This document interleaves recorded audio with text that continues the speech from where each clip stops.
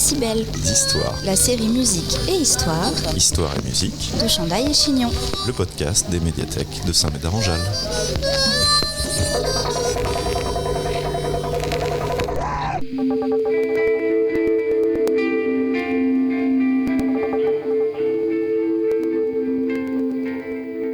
Au sommaire de ce numéro de Décibels Histoire, Minnie Riperton, une grande chanteuse soul aujourd'hui oubliée, un taureau noir, une scandaleuse glace à la vanille, un rendez-vous manqué avec le festival de Woodstock, un lion rugissant et un cancer. Fatal.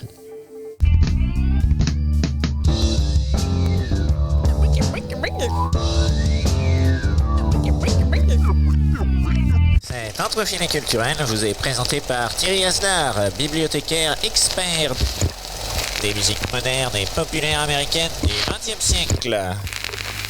Minnie Riperton naît le 8 novembre 1947 dans le sud de Chicago. Elle est la 8e enfant de Daniel et Thelma. Lui est employé de la compagnie de chemin de fer Pullman, elle est mère au foyer. Minnie passe sa jeunesse sur Woodlawn Avenue, où, en parallèle de ses études, elle suit une formation de danseuse de ballet, puis de chanteuse classique avec sa professeure Marion Jeffrey au Lincoln Center. L'un de ses frères, Ricardo, est pianiste de jazz. La musique est partout chez les Riperton. Reinhard Miner, pianiste aveugle, la repère alors qu'elle chante dans la chorale de son lycée, Hyde Park High School, à quelques pâtés de maison de chez elle. Son exceptionnelle voix soprano, qui s'étale sur 5 octaves, attire immédiatement son oreille avertie. Il lui propose de rejoindre son groupe The Gems, qui travaille pour Chess Records. Entre 64 et 65, The Gems enregistre avec elle quelques singles sans grand succès.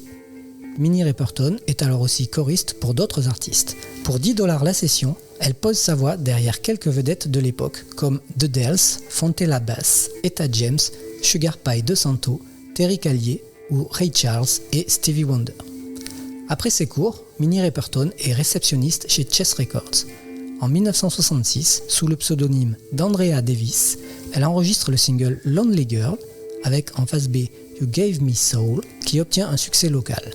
Son talent est évident et Chess Records ne la lâche pas. En 1967, Minnie Riperton intègre le groupe Rotary Connection. Il s'agit d'une formation mixte hommes et femmes, blancs et noirs. Minnie Riperton, Judy Hough et Sydney Barnes en sont les 3 voix. Les musiciens du groupe Proper Strangers, Bobby Sims, Mitch Aliotta et Ken Venegas complètent le collectif. C'est enfin le producteur Charles Stepney qui dirige ce projet ambitieux. 5 albums sont produits entre 1967 et 1969. Malgré toute leur qualité, Rotary Connection ne parvient pas à s'imposer sur la scène du rock psychédélique, dominée par les formations californiennes. De plus, plombé par la décision malheureuse et incompréhensible de ne pas participer, bien qu'invité au festival Woodstock, le groupe se sépare au début des années 1970. Durant cette période, Minnie Riperton rencontre son futur mari, le musicien Richard Rudolph. Avec lui et le producteur Charles Stepney, elle travaille dès 1969 sur son premier album en solo, Come to My Garden. Ce disque, mélange de soul, jazz et musique classique, paraît en 1970. Malheureusement, Chess Records vient d'être racheté par GRT, firme californienne qui fabrique des bandes magnétiques.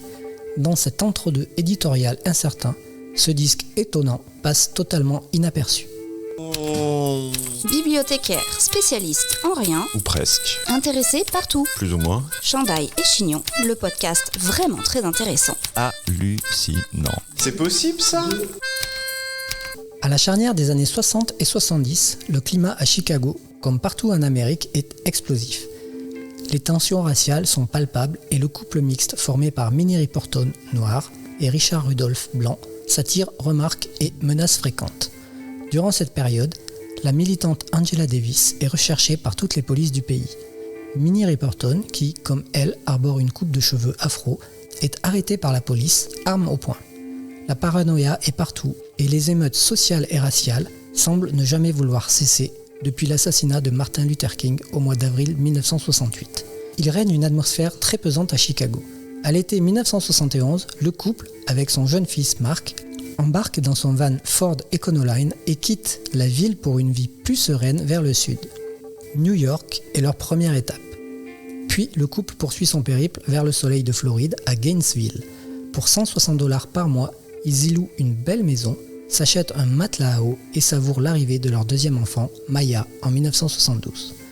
Richard est disc jockey dans une radio WGVL. La vie est douce et Minnie Riperton a presque oublié qu'elle était autrefois chanteuse professionnelle. Le couple compose de la musique dans sa cuisine pour le plaisir, mais n'aspire plus vraiment à travailler avec l'industrie musicale. Pourtant, en 1973, Steve Slutza, employé pour Epic Records, retrouve enfin la trace de Minnie Riperton en Floride. Epic Records lui propose immédiatement un contrat. Minnie Riperton s'envole donc avec toute sa famille pour Los Angeles y enregistrer un album. Stevie Wonder insiste pour produire ce disque au Record Plant Studio. En contrat avec Motown, il utilise le pseudonyme El Toro Negro, le taureau noir, afin de travailler avec Minnie sur ce disque pour Epic Records. Stevie Wonder admire sa voix exceptionnelle et s'investit pleinement sur ce projet. Il produit bien sûr, mais il y joue aussi du piano, de la batterie, des percussions et de l'harmonica. Pour elle, il compose 2 chansons, Take a Little Trip et Perfect Angel, qui donne son titre à l'album. Les 7 autres chansons sont composées par Minnie et son mari Richard.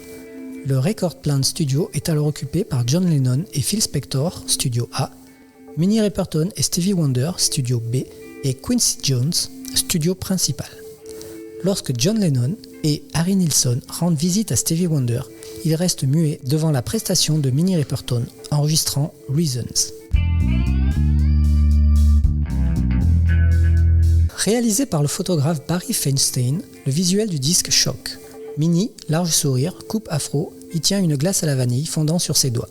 L'allusion sexuelle est trop évidente. Sans doute pour cette raison, le disque boycotté peine dans un premier temps à décoller. Les 2 premiers singles, Reasons et Seeing You This Way, bien qu'excellents, n'obtiennent qu'un succès modeste.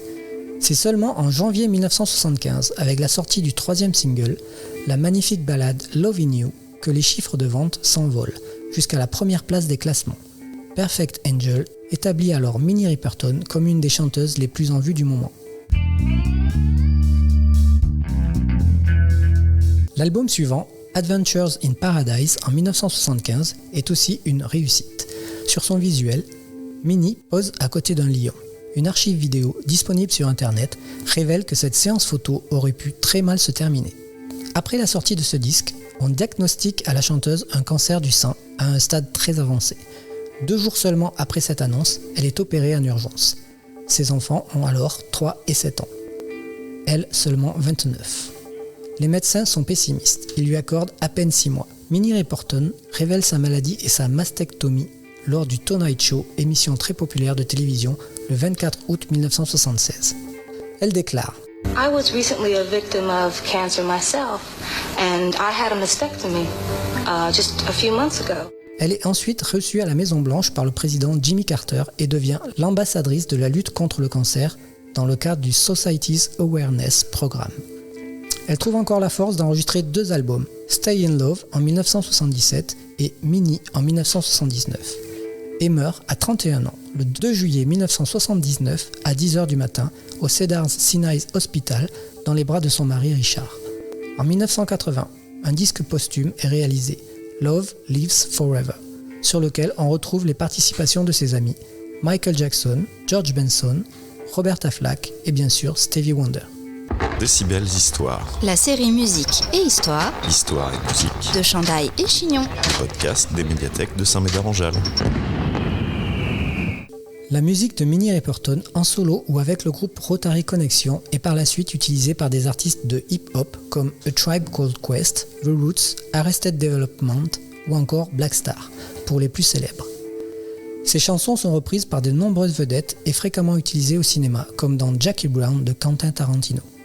Son album Perfect Angel, entre rock et soul, est un des trésors cachés des années 1970 et Lovin' You reste une des plus belles ballades de tous les temps. À la première, deuxième et troisième minute, on peut y entendre cette voix d'une pureté rare montée dans les aigus. Semez vos envies et cultivez votre curiosité en attendant le prochain podcast des médiathèques de Saint-Médard-en-Jalles. Abonne-toi. C'est comme ça que tu l'avais imaginé? Non, c'est pas top, c'est pas top. Ça c'est moche ça. Ça c'est très très moche. Décibel, d'histoire. la série musique et histoire Histoire et musique, de Chandaille et Chignon. le podcast des médiathèques de Saint-Médard-en-Jalles.